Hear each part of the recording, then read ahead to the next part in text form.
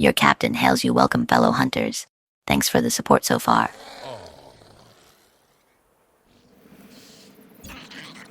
So, let's reiterate.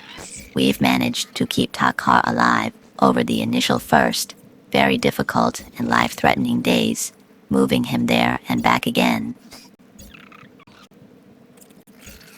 Takkar then built a home on the castle rock, the one rock to bind them all, and from there, slowly started to hatch an army of capable worker and combat dinos.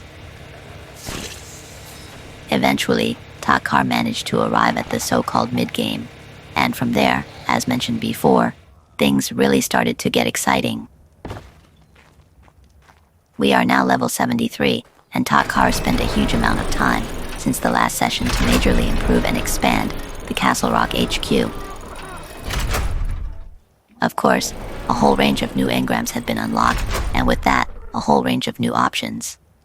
Takkar finally managed to move forward with confidence and courage. I didn't record all the building sessions, but aside from the finalized aerodrome, Takkar also built an adjacent fishery down by the Castle Rock Bay, and a water tower to the north at the Triangle Bay.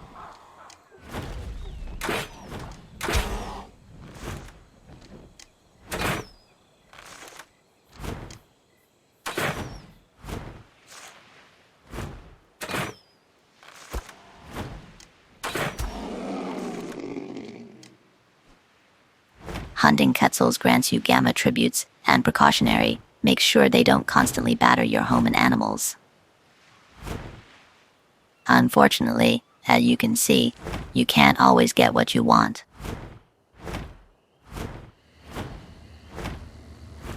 But sometimes, you get what you need. An Ascension level Gallimimus saddle and a tamed Titanosaurus should prove useful in future sessions.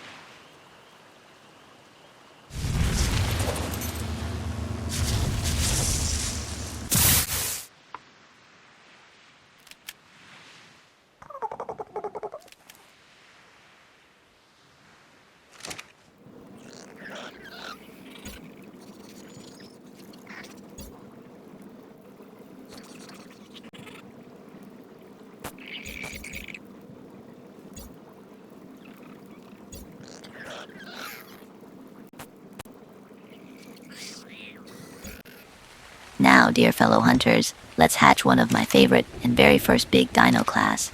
I shall become Corsair.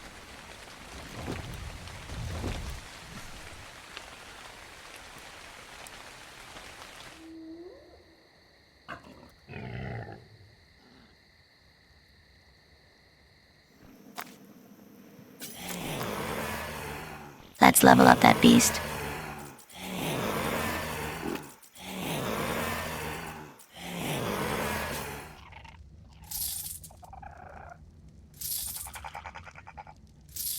What you can see Takkar is doing here is crafting multiple armor items to give better protection for some of the dinos, and hiring trader NPCs to move from resource grinding to actually buy all provisions needed.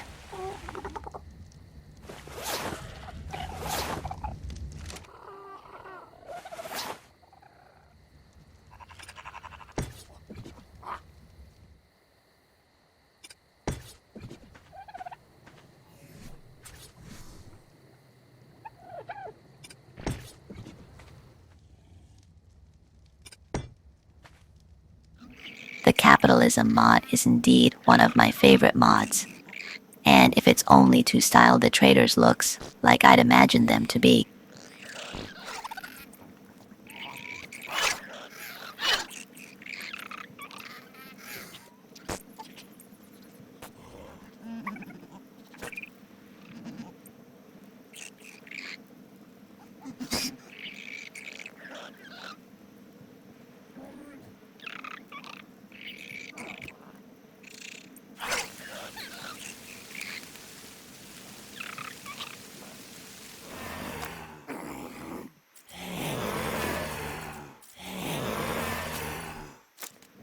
Takkar means business. Let's do it.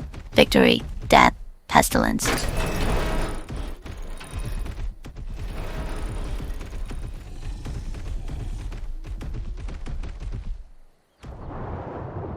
The times Takkar was avoiding the seas and oceans were over. But make no mistake, you still don't want to dwell in the depth. There are tons of dangerous critters that will instantly stun and kill you. The CrEaToXx has some improvements in comparison to the default game. It will be able to carry much more, has a higher damage output for the roll attack, and when combined with the Captain Hat skin, is one of the fastest water mounts you can ride.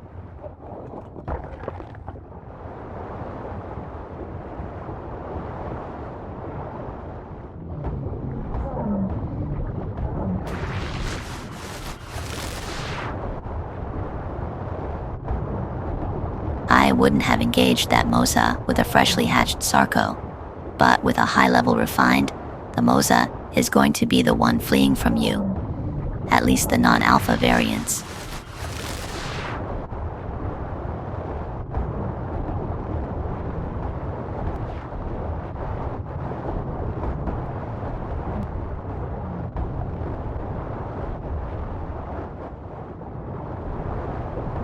Given the sometimes very chaotic nature of the hunted, I recommend not staying too long underwater during stressful actions, because you never really know when an enemy Sarco or Baryonyx spawns in.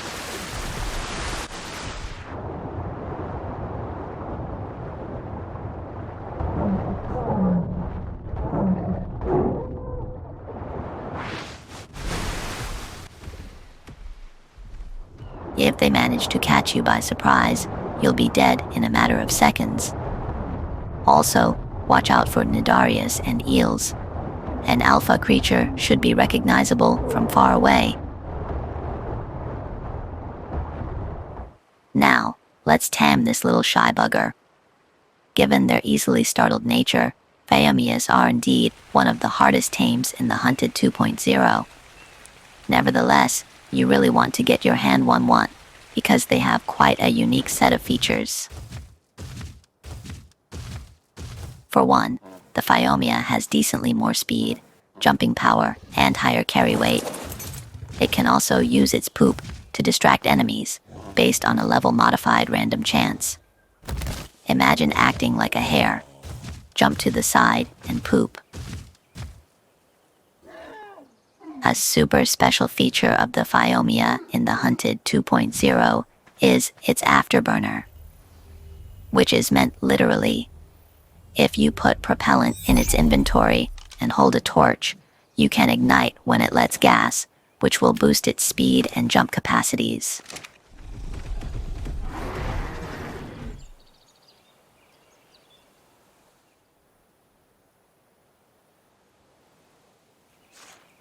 Let's see how tough we actually are.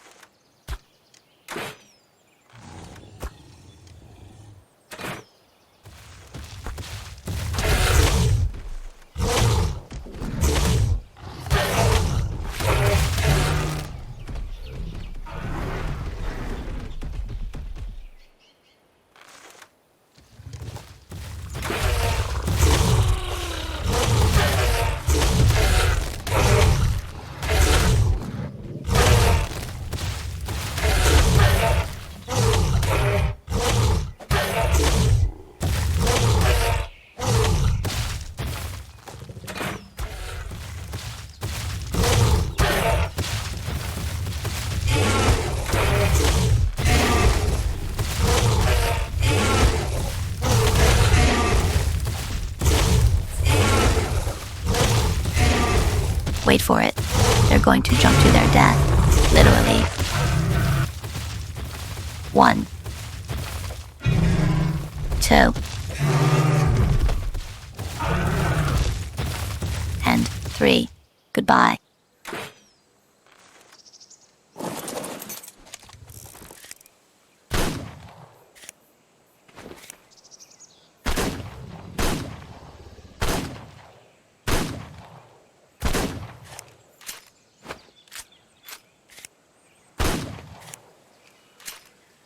Now you guys maybe ask, why do you not use your super powerful weapons? Resources, that's why.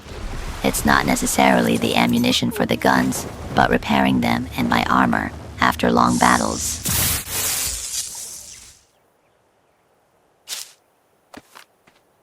one point, I might run out of decent ways to defend myself, and that's, of course, a thing you always want to prevent in the Hunted 2.0. I would use my best armament for the toughest and most dangerous enemies only.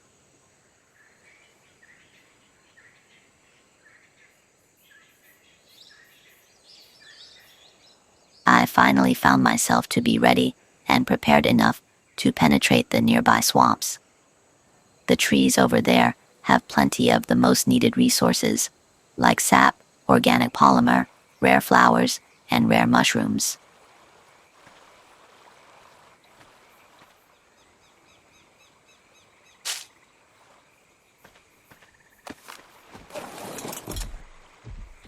And yes, indeed you will find much higher level dino eggs in the swamps, which obviously returns the fact the swamp is flooded by high level enemies, most often accompanied by wyverns or rhiniomnathus.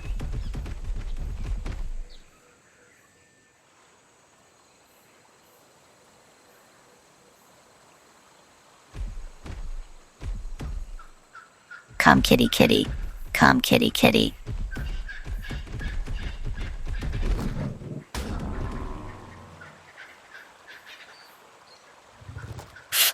Flying Sarco, that's rare.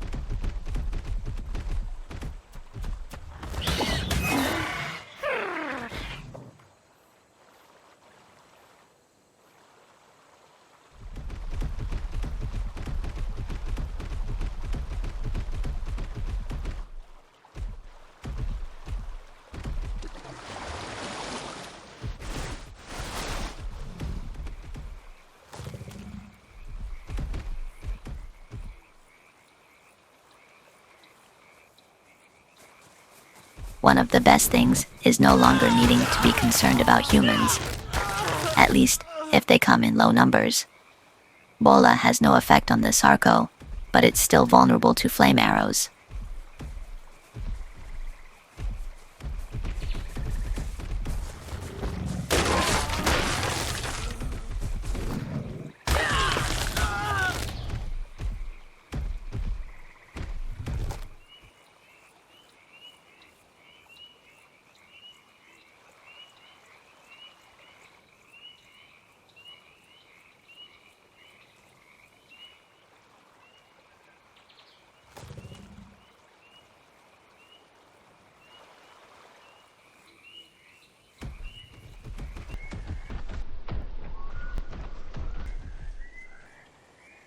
No idea how he slipped through my constantly wary area scans, but now was the time to leave, for sure.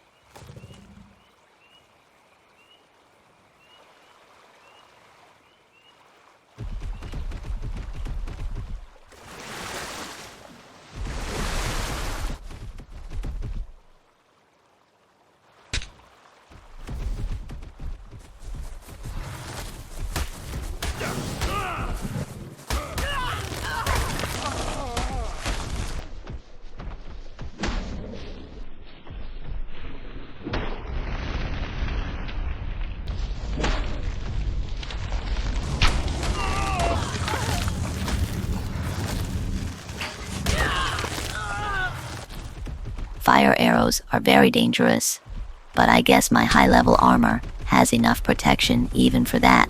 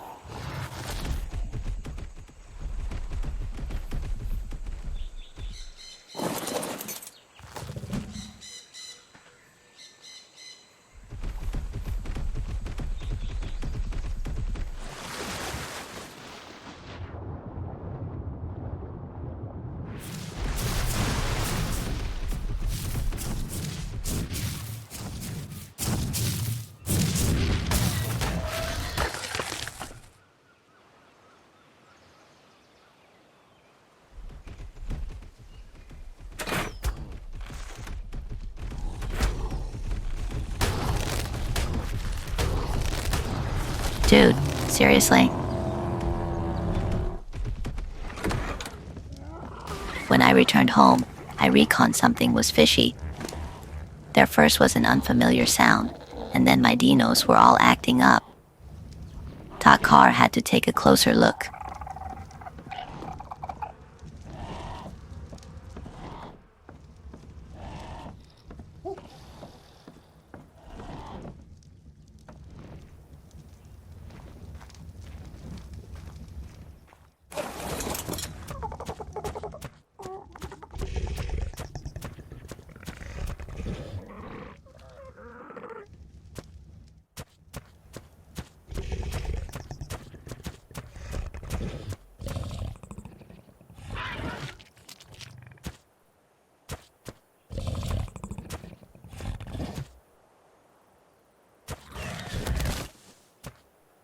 That's going to be the last time you twat harass me. No more.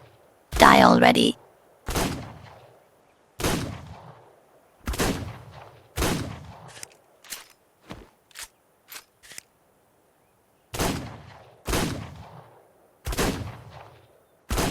Got ya. Come, my bloody little friend. Let's catch our trophy.